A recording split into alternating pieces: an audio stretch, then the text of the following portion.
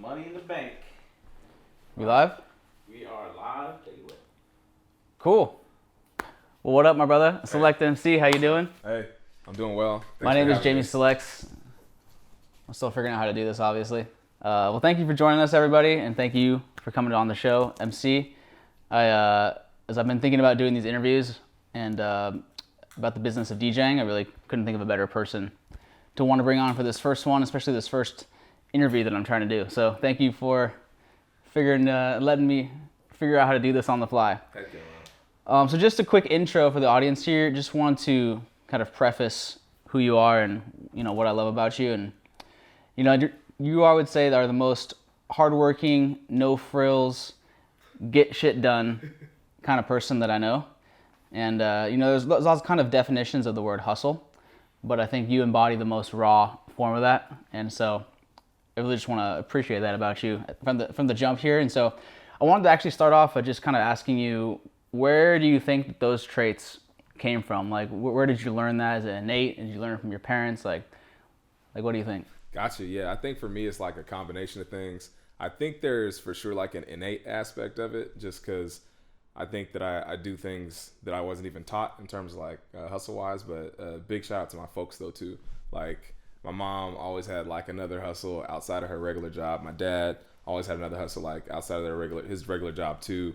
And like even when I was a kid, I remember starting like my first business with my brother when I was like 6 or 7. Like we had a garden and we'd go sell vegetables like in the neighborhood. So I think a good amount of it is like, I think nurture and nature. I enjoy working though. So I think that it's never gonna hurt you if you're trying to hustle.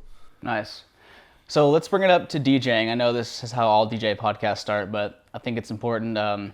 So how did you first come across it? And then I think I know a little bit about how you got your first set of gear, but why don't you talk to us a little bit about how it all started? Yeah, for sure. I think the base of it all was just like a general love of music. My mom had like a really good music collection, and so did my dad. So I remember I was like the CD picker. Like if we go on like a road trip, they'd be like, okay, like what are we gonna listen to? Because the CD changer was still in the trunk. Right. So you had to pick like, I don't know. Back in the day. Exactly, right. You know what I mean? So you had to pick like 6 or 7 of them things to make sure the road trip was balanced. And so I remember like having like the book of CDs and be like, all right, we're going to get this Prince one. We're going to get this this old school funk one. We're going to get this, smooth jazz one, and like really be able to curate a playlist. So I always thought that was a lot of fun.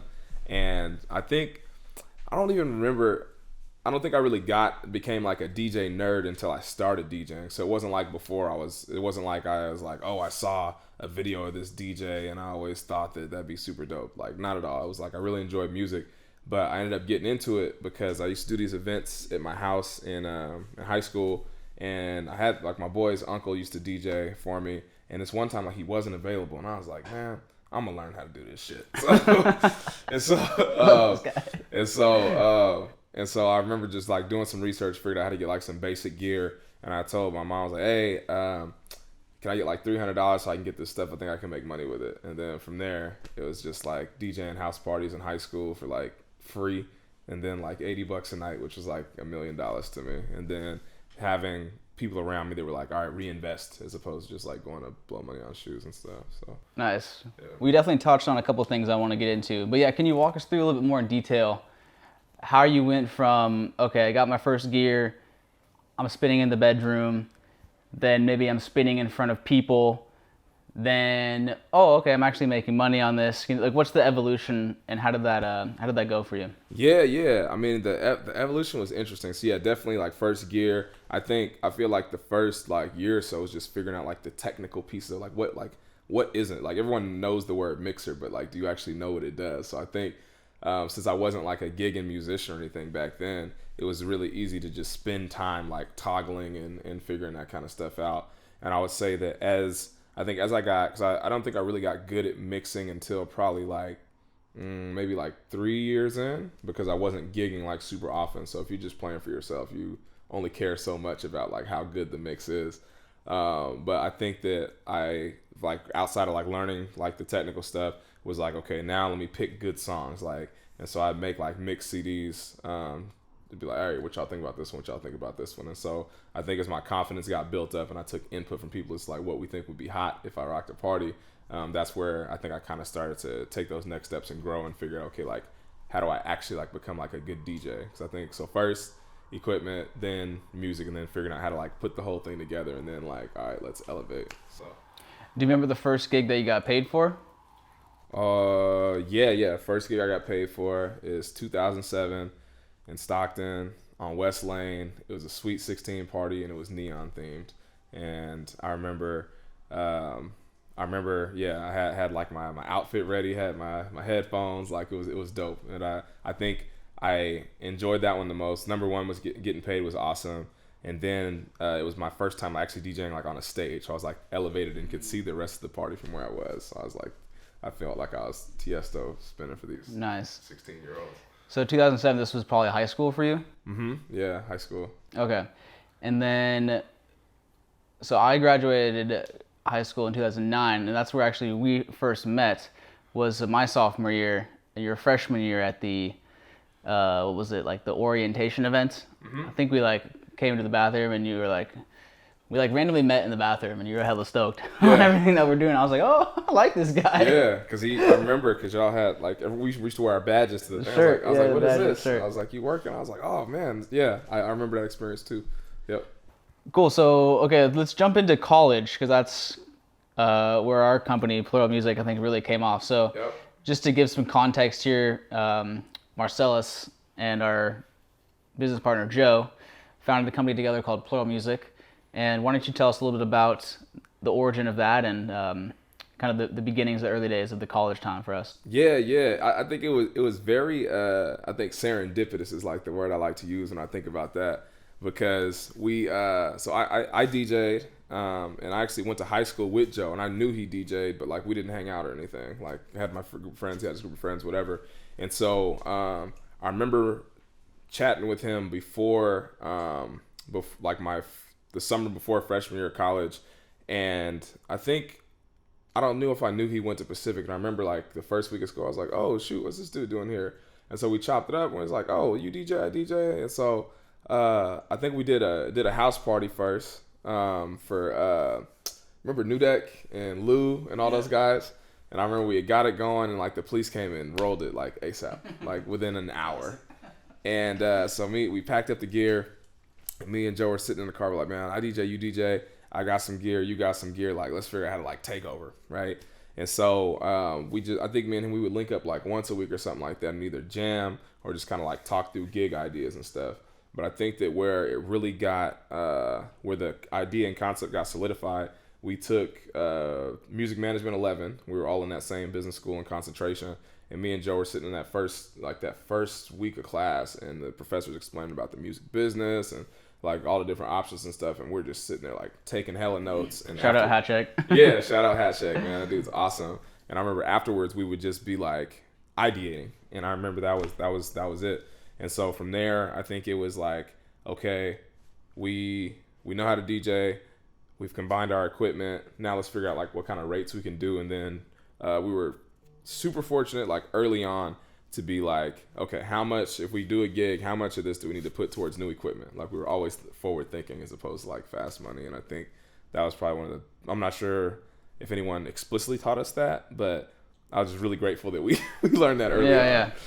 Yeah, so reinvestment, let's talk about that. So I think a lot of people, especially if you're a young DJ, you're like, oh man, I got this like extra stream of income.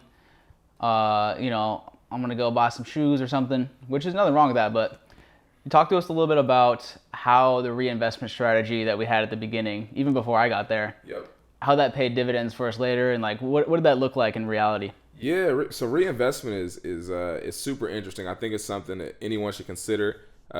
Even if it's not like a business, like anything that you're like working towards, like always like reinvest. And reason being is like you want to make sure that your future self is happy with what you did today. And so I think that we started out with like a super aggressive, we started out like pretty conservative reinvestment strategy. So probably 2011 to 2012 or so, we'd be like, okay, we'll do like, 30% of like gig revenue and just put it in an account. That way if something comes up. Whereas I think that it got to like 2012, and I think we were like really starting to take the business serious. Like, okay, we got this locked down. We like established a residency in a town where there's no nightlife. We do consistently like all the primary social events at the school, and now we're even starting to do stuff at the university itself. So at that point, I was like, all right, I think we need to have like these pieces of equipment, made like a list. I was like, but I think to get there in a timely fashion, we need to do like 100% reinvestment strategy. So we spent like 6 months basically DJing for free. Right. You know what I mean? Taking like bare minimums, but like us being able to doing that saving and having kind of like that having that bankroll like ready to go. Once we started to interface with like I'd say larger scale music equipment distributors, we were able to get gear in large enough quantities to where it like justified the lower rate than what would have been market. So it was huge, man. So gear, let's talk about gear for a sec. So I remember back in the day, first of all, everything we had was just the most heavy piece of equipment you could possibly have. But yeah, no if we were wheels. to give the young DJs out there, what's a good like starting point? Let's say what's like the essential gear, and then let's say like what's the tier 2? What should you get after you kind of got some, the regular speakers and whatnot? Yeah, for sure. So I think before like diving all the way into that, I think it depends on what kind of DJ you want to be. There's people that just want to perform in like a club capacity or festival capacity, and then there's people that want to have like essentially like a mobile or AV business, right? And so two kind of different paths. I think that for the performance person, I think it would be really wise to invest in some in like industry grade equipment, so you have an understanding of when you get booked how to actually operate the stuff. Right. It doesn't look really very good when you're like headlining a show and you can't work the system that you're supposed to spin on. It's probably one of my biggest DJ pet peeves. Right. So that's what would kind of be the route for that. But I'd say like most people actually want to go out, do parties and events and stuff like that. So for sure, now that technology is where it's at, I would get like a controller, to be honest. It's efficient to carry around. I'd say relatively easy to learn on, and it still has like the core functions that like grandpas like me like, from Yeah. turntables and mixers and records. But I think, it's 2022 from an efficiency perspective alone, being able to take, one flight case to a gig versus 3 is already like much better on your back. Right. So I would start there. So I would say, yeah, controller, laptop, speakers. And then once you get past that, I think that lighting is like a really huge thing. As we've built out our mobile DJ business and eventually production business, I think I've found that people are more willing to pay for like better lighting than they will better sound. Like I've gone to a wedding, taken out, 2 basic, 15-inch powered speakers, but brought out like, 30 lighting fixtures. And I think the lighting fixture aspect of the invoice is more than the DJing and the sound. So Right. For some reason, people like the way things look. So, if that's the route you want to go, I highly recommend it. Yeah, only the audiophiles and like the musician nerds are coming up to you like, can I make a suggestion on the sound here? Yeah. I mean, I think it comes down if you have a industry grade equipment. Don't need to be L acoustics or nothing crazy like that. But you have an industry grade equipment and people can hear it, and you have done like a good head count assessment, you should be fine. I don't think that you need to be in a situation where you're rolling in giant flight cases and rigging to be able to support most events. Right, for sure. Yep. Nice. Well, let's keep moving to, we're doing it in college. I remember I used to book you all the time from all the fraternity parties. You basically owned the Pacific campus from where we were. But then I think Alana and I graduated like 2013, and that's when the first Get Down was thrown. So can you tell us a little bit about what that was and like what that vision was from the beginning? Yeah. So that's interesting. That's like, it's almost 9 years ago, which is That's crazy. freaking crazy. It felt like it was yesterday. But I think I remember that particular summer super vividly because I think that event series and kind of like the fire that got me thinking about events on a larger scale was really a move out of desperation, right? So I'm born and raised in Stockton, California. Love that place. Went to university there too, but I think that at that point in time it was lacking like a consistent outlet for creatives to like, go dance, perform music, make music, like all that kind of stuff. And I remember one of the places we played at, it was, I think we had, I'd say like a consistent level of tension with like the leadership there as to kind of like what kind of tunes to play and everything. And I remember me and Joe, we had gotten out of a gig. It's like 2 a.m. like usual, and we're just like driving around. We're driving around talking events and stuff. And one of our boys, Sim, was with us, and he was like, I work at this office and there's like this garage. You guys should do an event there. We're like, what? So he's like, yeah, let's go. So we drive in downtown Stockton. It's like 2:30, almost 3 at this point. We check out this garage, and we're like, oh yeah, let's do it. And so from there, I think is when we kind of really started. Really started game planning as to like how to actualize that vision of being able to create an event that both serves like customers that want to like come and enjoy an event, but also serves like DJs and performers in a creative way. So, yeah. Nice. So in terms of events, can you give a rundown of like what are the most important factors or considerations you need to think about when planning an event? So let's say young DJ out there wants to put on an event. You're telling them, okay, this is the things you need to think about right away. Yep. Here's what you need to put in the spreadsheet. Yeah, definitely. I think like safety and compliance is like number one. There's been like a lot more discussion around it now because of unfortunate events that happened, late last year. But I think even outside of that, something as simple as making sure you have a permit for sound, so that your event doesn't get shut down.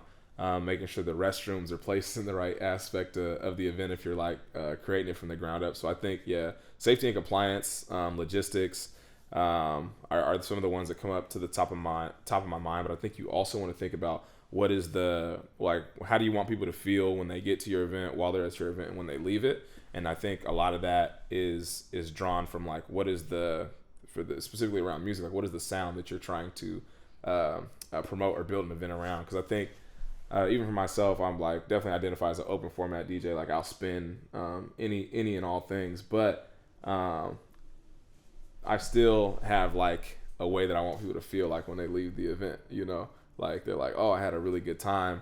I heard some stuff that I did know. I heard some stuff that I did know, and it was blended in a way that I hadn't heard it before. That was awesome. Where do I find those songs, right? Like that's kind of like the energy that I'm going for. And I think too is just I think the next piece of that is understanding like what are the partners that you need to bring your event to life. I think earlier on, I think I was like a lot more stubborn. Like I'm gonna learn how to do everything, which was helpful in the sense of like having like high level knowledge of different different pieces of event. Like I know something about sound, I know something about lighting, I know something about structures, like all the different kind of pieces. But as you continue to develop an event, you want to think about where is your time gonna be best spent at. Like am I good at sound? You know what I mean? Like am I good at lights? Am I passionate about those items? And if those aren't areas of like I'd say deep knowledge or passion, you move on and pass those to other partners that can help support that better, while you can focus on maybe it's the design, or maybe it's your booking that you want to focus on. Yeah, there's a balance to be had of like learning how to do everything, and then especially at the beginning, but then once you get older, you're kind of like, all right, I'm not very good at this, so I'm gonna do the things that I'm really good at. I'm gonna bring on the right team to figure that out. So speaking of team, I think that's when Alon and I kind of like came on, is after the first years doing the get downs. I remember seeing you guys do the first one, and I was like, damn, I'm trying to be in there. Right. So I just like came down, wanted to help, and like, man, that was such a cool time. We're all super young, had no responsibilities in life, just graduated college basically. Yep. Just figuring it out, putting on parties, and that was such a cool time. So in terms of the business of Plural Music at that time, it was essentially doing some mobile gigs still, and then trying to make money at these events. Yeah. Is that right? Yeah, that was like the entire scope of it. Like we were learning event production, so it's not like we were really getting hit up to do like a bunch of it because we only knew it so well ourselves. So yeah, it was. I'd say back then it was still mostly like birthday parties and just like super small wedding receptions. So it wasn't even like we were doing, like the full on productions and sending teams out. I think we probably only had enough gear for maybe 2 gigs at a time. So you know what I mean? It was limited. Nice. So continuing on the story of Plural Music, after we did the get downs for a few years, I think 2015 was when we knew. I think Joe and I at that point had moved to the Bay Area, and we were trying to figure out, okay, what's our move here?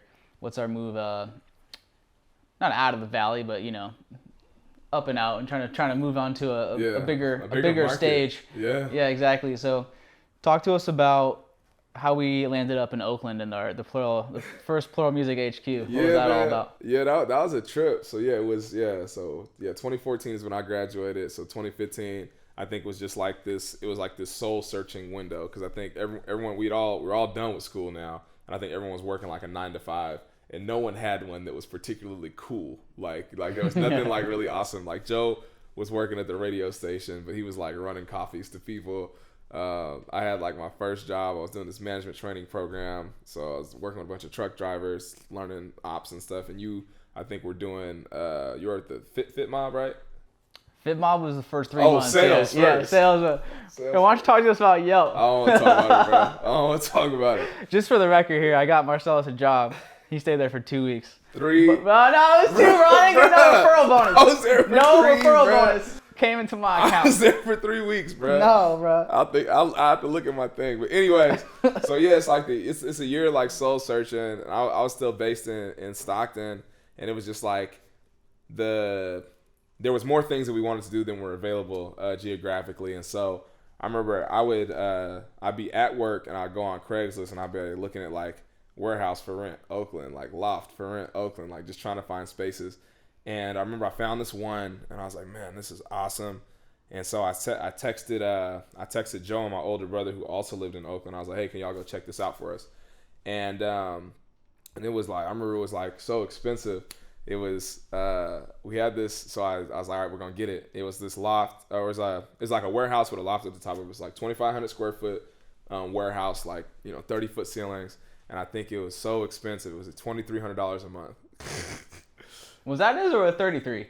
It was started at 23, but then I'm like, that's it was. That's what I pay now, bro. It was hella cheap, and then it ended up going up with like they took our internet off for free and stuff. So we ended up paying like $3,000 a month, but.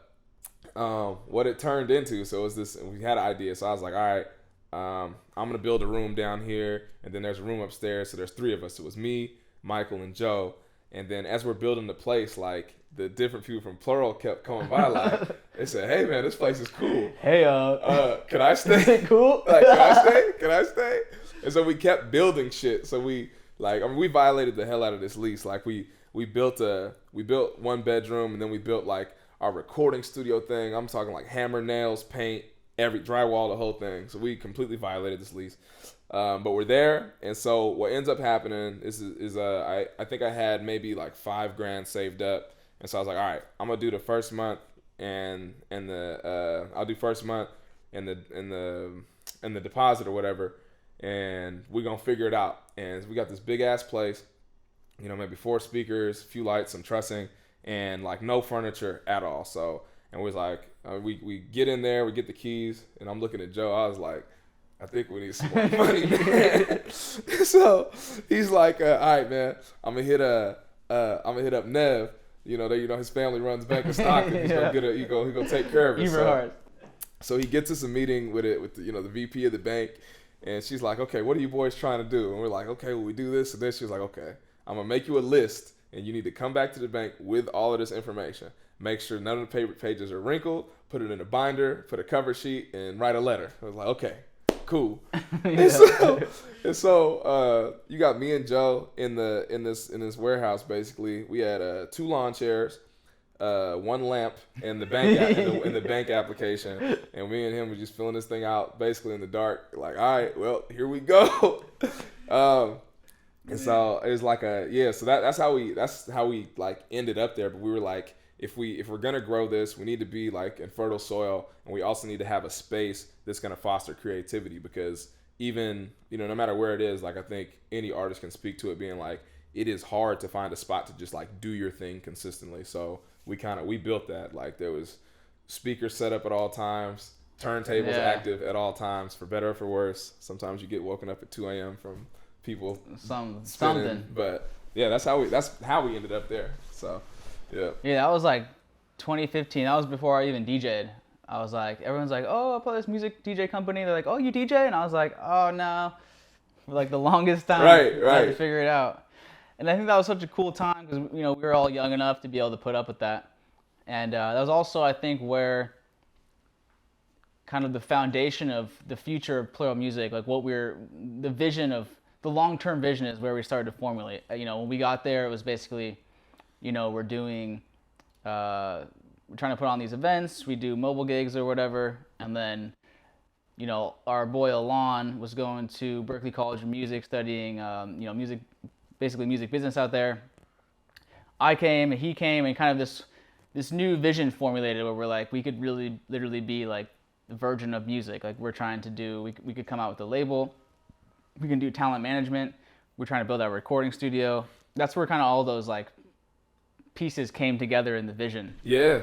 So I think we had a little semi-successful studio run there for a second. Yep. You know, we learned some lessons there. Big time. But it was cool to have that space, and I think we all missed that a little bit. But Yeah. it's I think it was one of those lessons for us where, you know, we had something, and then sometimes in business you try things, and then it doesn't necessarily work out the way you think, so you have to kind of like reevaluate. Yep. So that definitely happened. But man, yeah, we had some events there as well. That was I think that was one of the coolest times that we ever had as a business, because we're all like living together, and the amount of shenanigans that took place is just wild. Yeah. I think when I think about you know, HQ number one is I guess like being detached from it now for like, I guess, you know, going on 4 years. We moved out in 2018. Yeah. Going on 4 years Wow. now. It makes me think about like for people who go to work, like how it feels to like be gone from the office, right? Like you still can do the video calls and you still do like, you know, words with friends or whatever, but there's something to be said about like, you know, getting a beer and someone's like talking, or like everyone, you know, wakes up hungover on Saturday and we're talking about and really like doing a deep dive debrief on the event. Something to be said for like helping people pack up gear, like, all right, man, good luck, have a good wedding, you know, like a real level of connectedness, which I'm glad we had that time, because I feel like those bonds we built are super strong, you know what I mean, from the forced time together all the time. But I think that without having that lived in experience, I think the business and the dynamic today would look very different. So super Man, I'm grateful. just imagining if COVID happened with the time that we were there. Oh, That man, shit would have been wild. we wouldn't have made it, bro. Oh man. Okay, so we're kind of building the foundation here. We had the mobile business, then we're putting out the starting the label with we had our first track with Chancel. Yep. That was super cool.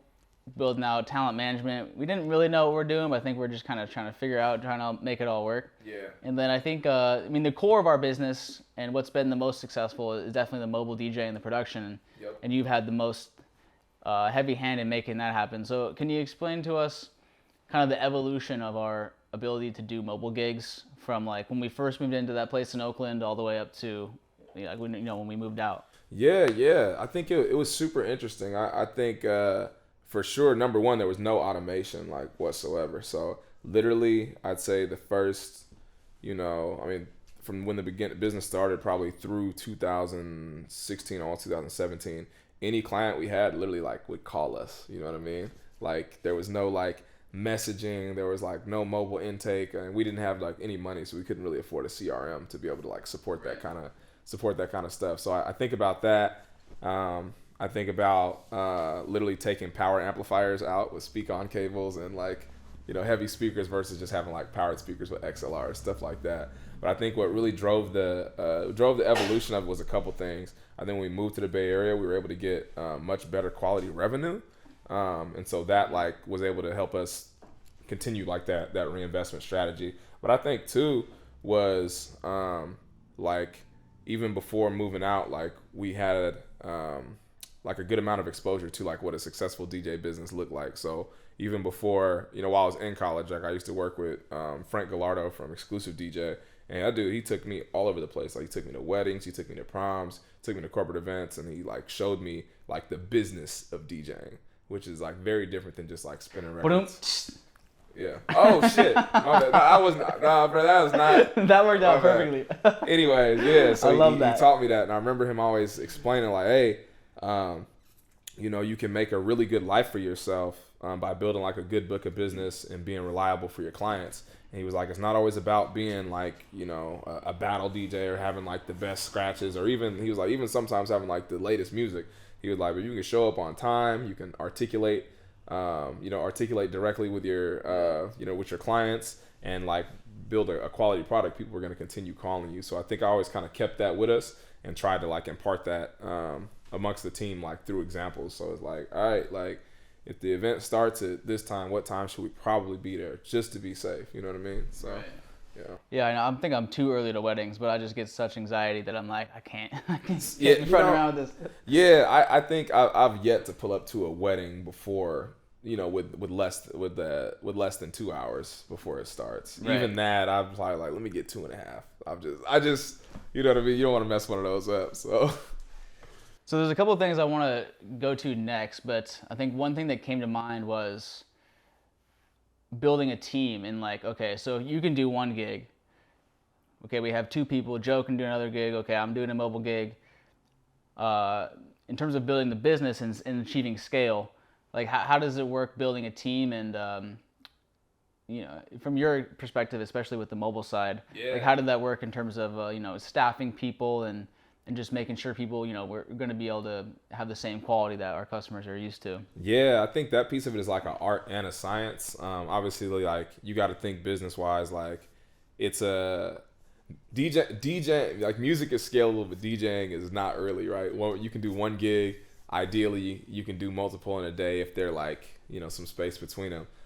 So on the mobile side, I think the big thing was making sure, number one, that we could get quality revenue. And I think that quality revenue is able to like retain talent that you develop. I was fortunate, like I started DJing early, and so like my years of experience were like super high. But as we started taking on the people, like we taught you to DJ, taught Glenn to DJ, like Joe taught Sean to DJ, and so on and so forth. And so I think that while each person was getting taught, we kind of stuck to like some parameters, like make sure you understand like having good taste, is a huge thing. Clean mixing is also a good thing. And I think clean music at the clean music, actual clean music, depending on the kind of event. And then I think access to like quality equipment was huge too. And so I think that once we got that baseline of like people knowing how to DJ, it was like, now we can teach you other stuff too. Like, are you interested in learning how to do production? If the answer to that is yes, all right, here's how you do sound, right? Here's what it should look like. Here's how you tape down the wires. Here's how you set up lights. And so I think having the DJ piece of it being like the foundation and then like adding additional things from there. Because what that did for us is increase our service offering. So, because like most people know, like DJing is like Thursday through Saturday. You know what I mean? In like big markets, you can spend on Sunday and like some of those other days. But I think by taking on the production stuff, well, conferences happen on Tuesday and Wednesday. You know what I mean? Right. So now people have access to.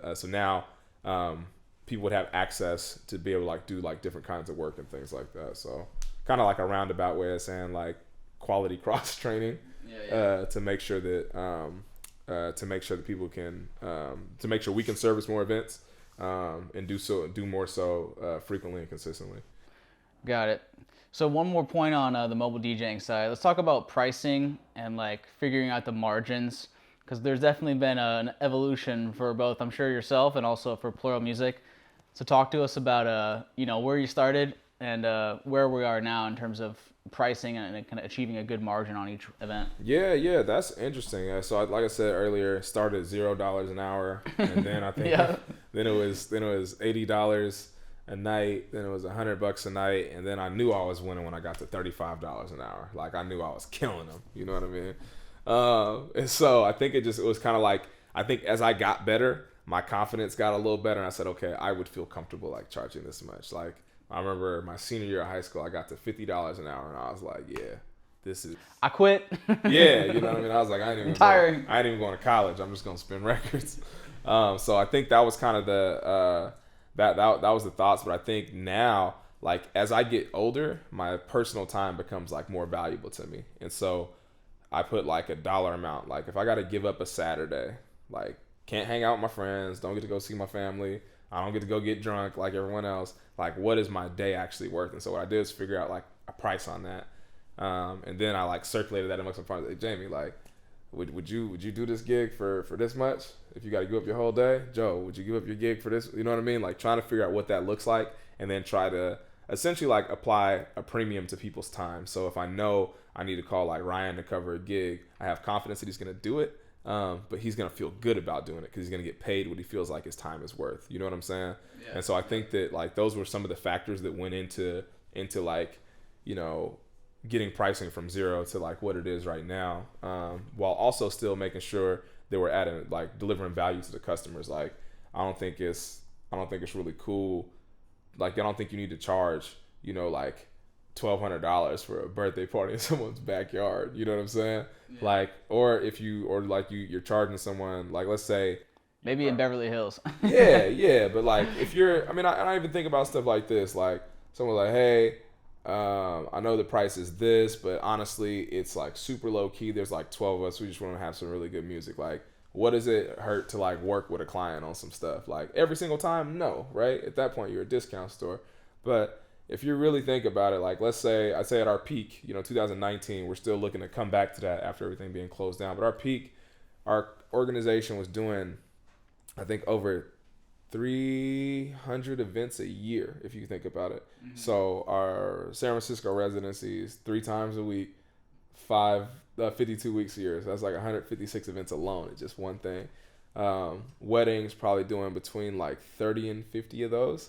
And then like the residency stuff here in San Diego, and then the other stuff up in Oakland, like we're just doing hella events. And so I talk about those numbers to be like, so if someone's like, hey, you said 600, my budget's like $500. That's a no-brainer. You know what I mean? Like, yeah. But I've never been like, I don't know. I think I loved DJing before I could make money off of it. So I never been like greedy. Like, I'm gonna charge people because like we're skilled at something and you should be compensated for that. But I don't know. I don't think trying to gouge people and screw people is very cool. Well, yeah, let's, I know you touched on a little bit about what your day is valuable to you. And you worked at, we talked about all of us having full-time jobs. When we were at the HQ, you worked at Amazon. So can you explain to us a little bit about what that was like, coming back from traveling 5 days a week and then going straight into a wedding? And what did you learn from that in terms of, just being able to balance and enjoy life, but also keeping up the hustle? Yeah. I think that was a crazy window in my life, and I don't think that I'm grateful for it, but I don't think that I would live that exact same way again. That's how I'll say that. So number one, work for Amazon. A lot of people think it's a tech company. It's actually a warehouse company. Like there's more warehouses than there are high rises. There's more people pushing pallet jacks than there are like jamming keys on a computer. Anyways, so I was working for them as a project manager, and so I worked in the engineering team, and so our job was essentially to build all of those facilities where those vans come and get you guys your packages. And so we started that effort, and as our service kept getting better, like they needed more buildings, so we worked a lot. So for myself, I'd usually I'd either leave around midnight on Sunday nights or fly out at 6 a.m. on Monday mornings. I travel to like 2 or 3 different states, usually all the way across the country, like New York, Florida, Nebraska, Texas, like hit 2 or 3 of those spots, and then fly back to California. And depending on where the gig was, is which airport I fly into. And so not all the time, but a lot of time I'd fly in, try to get home and just like chill with the homies on Friday. But more than likely, like that Saturday and Sunday, like I was going to be gigging. And then even some rare occasions, I remember flying into SFO, getting a lift like straight to the club, like suitcase and everything. I was like, just bring my headphones, man. I'm ready to go. And so I think as like a natural born hustler, like I always got off on that rush. Like it took a minute for me to like reconcile that I had like, not like an addiction. I ain't crazy or no shit like that. But like I definitely enjoyed having like that positive pressure, like knowing I gotta be here, knowing that I have like a role to play in these things. And so yeah, like a lot of that, it was, I think for a minute it kind of felt like a hamster wheel. It's like wake up hella early, fly out, go see my engineers on site, type reports, fly back, and then like go work a wedding, go play the club, and then like do the whole thing again. So that it was exhausting though. I'm not gonna front. Like it was super exhausting. I think like by the time I finally got to the end of it, I think I was probably like 260 pounds. Like it was really bad. So what'd you say you learned? What was the outcome of all that? Yeah. How do you live your life now, knowing that? Oh, I'll be chilling now. Number one. But I'll say, but I definitely learned like the value of like a day. Like I know how to get the most out of a day. Like ain't nobody gonna get more out of 24 hours than me if I put my mind to it. But I also learned like prioritization. Like if you know you got to be here, here, here, and here, like you move through your day like a lot differently, and you have to think about it in a way like framed around like the success of what you're ultimately trying to do. Because like especially I'll bring it back to DJing, is like there is no like calling out sick. Like you got to be there. So you know what I mean. So you gotta prep a bit. But I think what I also learned too was like, what does it take to like grow and scale a business? Because like that work I was doing at Amazon was crazy. Like we're like you go out to a field and we're like, okay, we're gonna build this whole structure. You know what I mean? And over the next 6 months, they're pouring concrete, building robots, putting in conveyors, all of this kind of stuff. And you're responsible for the different phases of this project. You're responsible for the capital budget. You're responsible for the operational budget, and you got a team of people relying on you for instruction, emergencies, like all of this kind of stuff. And so I think while I was able to compartmentalize some of the stressful pieces of that work, the positive stuff, I took that right home. Like, all right, y'all, let's consider updating the agenda like this. Let's look at how we can like copy and paste and like replicate this. So I learned a ton, bro. Like I'm super grateful for that window. Yeah, it's one of the benefits of us all having full-time jobs at these kind of like bigger companies. We can take everything that we're learning there and apply it directly to what we're trying to do. Hell yeah. Cool. So that was like 2018. We moved out to HQ. We all got our own place. Alana and I got the lake house, by Lake Merritt. And then you guys ended up purchasing a house. Yep. We're killing it. 2018, 2019, 2020 comes around. We all know what happens. Yeah. Broke the fourth wall for that one. Yeah. Okay, so everything's devastated. We're all trying to figure out streaming. Talk to us a little bit about what happened to our revenue. And then also, I know you were the one handling all of the like the facilitation of the loans and everything. So talk to us a little bit about that. Yeah, I mean that was for sure like hella devastating. So out of all the different stats and stuff I keep track of in business, the one that I care about the absolute most is like how much we pay our DJs. And that would have been on like a steady decline, 50% growth year over year for almost like 5 years straight. Like we paid out this much in wages this year. Boom, we paid out this much. I'd be stoked about that every holiday party. Like I'd be on there like super hyped about that. So the world shuts down and I was like, oh shit, like no more events. And I think it became even more stressful because I think we had like a decision to make, because we had, I don't know, it had to be like 30 weddings and corporate events like on the books already. These people like paid their deposits, and technically deposits are like non-refundable. And I was like, that's shiesty. Like if they hit us for it, like we're gonna return that. And a lot of wedding and like vendors and stuff didn't do that, but I felt that was important for us. But it made us even fucking broker. So I was over there sweating. So yeah, I think a lot of the stress for me was around like the financial piece, just trying to make sure that we could remain solvent and continue to like operate. But I think the other piece too is like that creative outlet. You know what I mean? Right, exactly. So on the creative side, I think we were fortunate. We had shout out Ryan Powell. Kung Pao, my one boy. One of our like super well seasoned DJs, but also like a master technician. So he was able to ramp up the entire team on how to like set up your stuff to stream, what equipment to get. I think before like it got crazy, because I remember you couldn't buy like sound cards or nothing like that. They all like ring lights, everything got bought up. So I think we were able to recover creatively there, which was nice pretty quickly.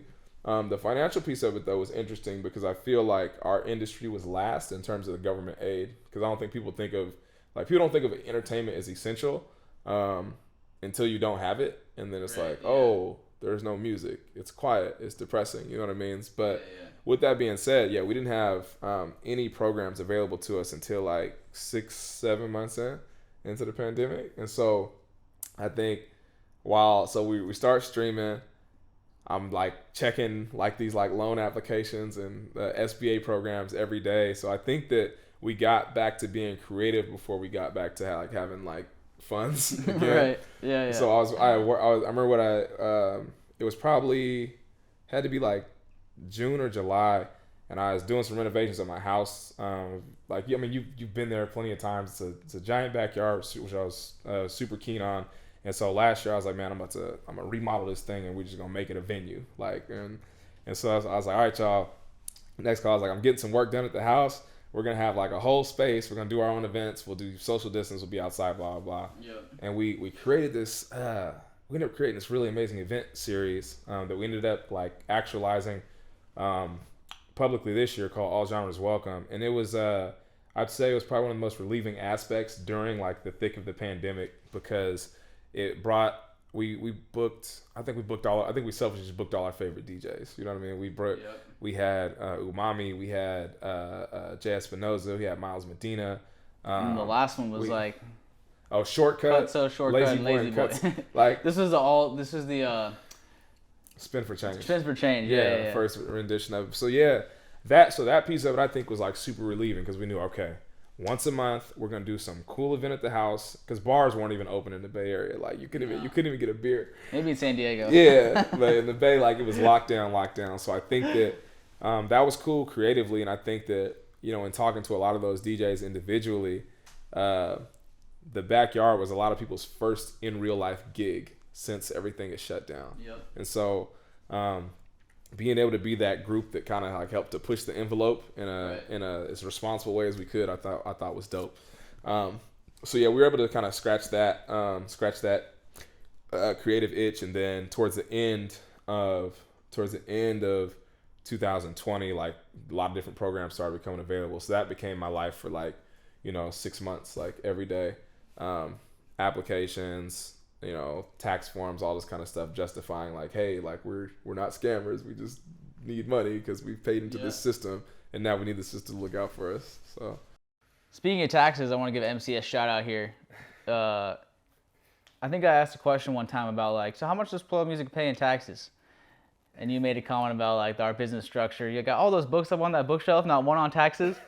I was like, damn. I was like, fuck this. Went to Amazon real quick, bought a taxes book, and that was just like the spawn of the Taxes for DJs article. I was reading it in like February before the pandemic. Oh no, it was 2019.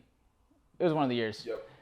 And then I had written a couple articles. I was trying to be like this Tim Ferriss kind of guy.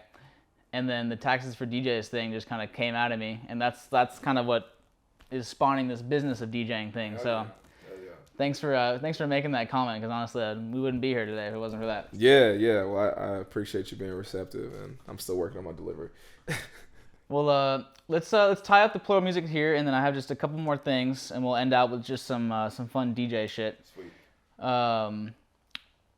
So Plural Music today, where would you like to see us? Like, what are we doing from your perspective, and like, where would you like to see us in like 3 years? Yeah. So I think what we're doing now, I'd say still like lots of private events and corporate events, with like an asterisk, is a lot of those are a lot more higher end than like business that we would have taken on in the past. So that piece of it is cool. I would say another thing that we're really pushing is like our event production. We were able to make some really solid investments in our on the production side of our business to increase our production value. So like, much doper stages, much doper screens, like top tier sound, all of that kind of stuff. So I'd say those are areas that we're definitely pushing, but I'd like to get those to be just like on autopilot, in the sense of we get the inquiries and we go and service them. That way we can continue our focus on our live events, like where we're actually like getting a space, outfitting it, booking the talent, and kind of you know, curating an actual event. And then also like on our artist development. So like we still work with, I think it's 4 artists, like directly, and so I think we're going to continue to develop them, amplify their sound, and help build out their individual brands. And I think that more and more on the creative side, I want us to home in on developing a sound. You know what I mean? So I'd say in 3 years, making sure that we have like a clear delineation of the services side of our business, which is like we'll you know, build out your event, versus like the creative side of our business, where we're creating content and creating an event. You know what I mean? Like I'd like to see clear delineations on those. I'd also like to see us have like a consistent like music festival, type of event, either here in Southern California or Northern California or both. And then I think lastly, I'd like to see the artists and DJs we work with having a very clear option to just do like their music stuff full time. I'd say those would be, if I could pick three, that would be it. And I think each one of those kind of serves like what we set out to do in the first place. Man, Plural Music Through the Ages. It was cool going through all those ages. Yeah. All right, so last thing before we just end with some Selecta style shit. You, Joe, and I are part of a group called One Beat Project, which owns a couple pieces of property. And I think that I don't want to speak for you, but the way I see it is essentially trying to use entrepreneurship and business to improve the community and just make a difference in the world.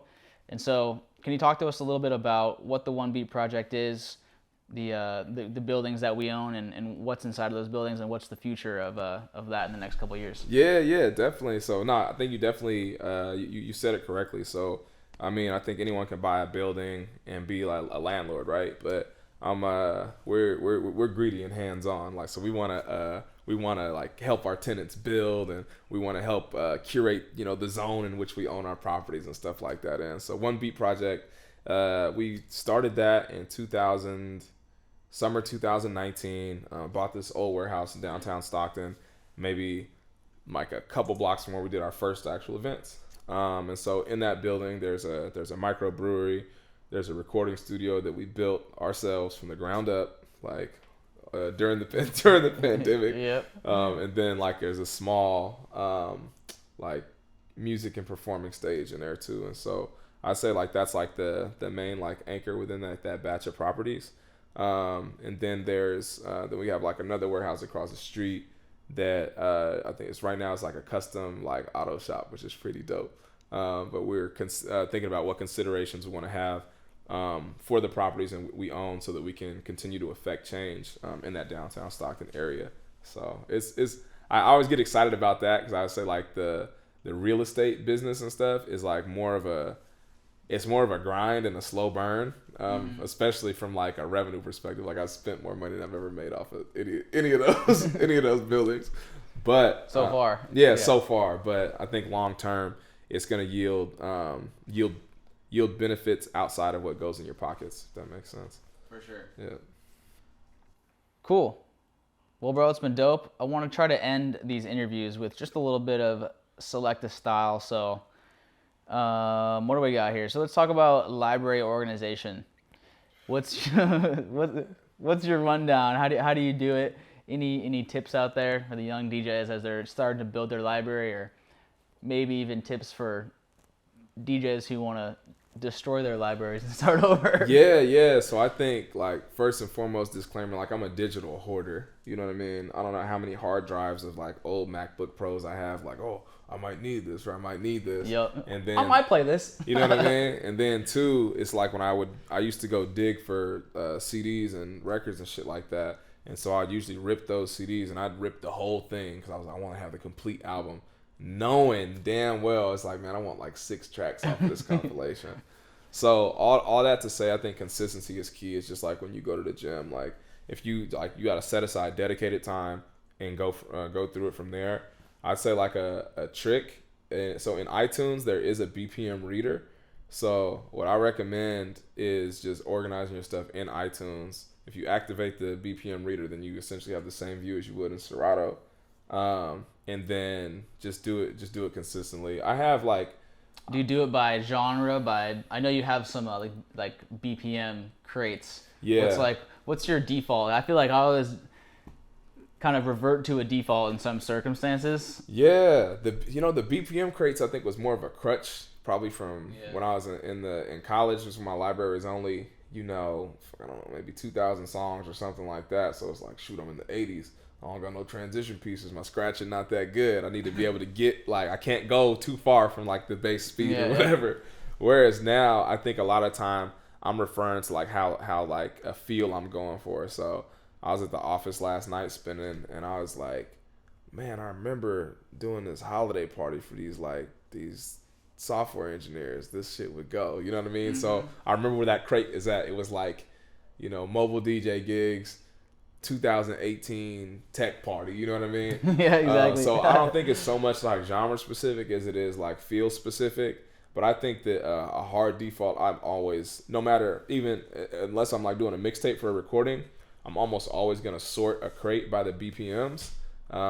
Even if I don't like go straight, from like 80 to 120, I'm still gonna sort it by the BPMs, because I think for me, organizationally, I have to read it that way. You know what I'm saying? Yeah, I can't have you having 160, random BPMs. Nah, so I think I'll always BPMs, and then just try. I think other part too is like sometimes especially if you have residency, specifically if you have residency where you gotta be somewhere like and I'm talking about like a consistent one, not no once a month.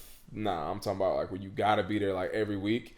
Those ones really push you to like get creative so you don't get bored. Like one of our top ones, used to be Pink Elephant. I know at Pink I'd be just playing the same set sometimes, and not the same order every time, but I'm like, damn, I need to try to do something better here. But it's a long gig. You're 5 hours, almost 6 hours, and it's like high energy hip hop. There's no like lull. That was the crazy thing. There's no lull. And so that Return of the Mac was your biggest lull. Yeah, you know what I mean? They was like get it going again. So I think with that one was an interesting one, because I think everyone in our crew who did that residency, like you feel that you get there on some Sundays and you just be like, fuck, man, what I'm gonna do? So what I started doing, beer please. Yeah. So what I started doing outside of ordering shots was I used my Serato history.